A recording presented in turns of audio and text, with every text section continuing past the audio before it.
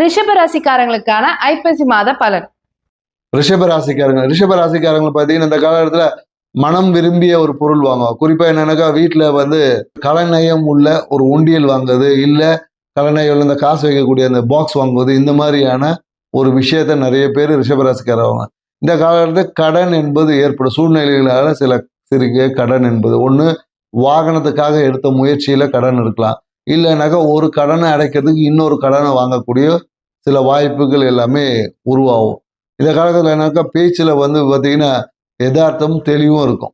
குறிப்பாக என்னன்னாக்கா இந்த வீடு சார்ந்த விஷயத்தில் ஒரு சிறிய கடன் இல்லை தடை இல்லை ஏதாவது ஒரு ஃபைன் ஏதாவது கண்டிப்பாக ஏற்படும். வாகனத்தில் பயணிக்கும் போது ஹெல்மெட் போடலைன்னா அந்த மாதிரியான ஹெல்மெட் போடல, இல்லை டிராஃபிக் ரூல்ஸை மாறி இந்த ரோடை கிராஸ் பண்ணி போனது, இல்லை ஒன்வேல போனது, இந்த மாதிரியான விஷயங்களால் ஒரு சிறிய ஒரு ஃபைன் தொகையை கட்ட வேண்டியது இருக்கும். ஸோ அப்படி இல்லைன்னா ஒரு சிறிய நிறைய பேர் இந்த காலகட்டத்தில் வயதானவங்களுக்கு ஒரு மருத்துவத்துக்காக, குறிப்பாக அந்த காலத்தில் இதயம் சார்ந்த பிரச்சனைக்காக ஒரு மருத்துவ சிகிச்சை செய்வாங்க, மருத்துவ ஆலோசனை செய்வாங்க இந்த காலகட்டத்தில்.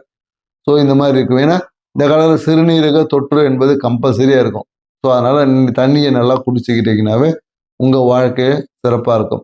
கணவன் மனைவி உறவு என்பது இந்த காலத்தில் ரொம்ப சிறப்பாக இருக்கும், ரொம்ப அந்யூன்யம் இருக்கும் அப்படின்னு சொல்லலாம்.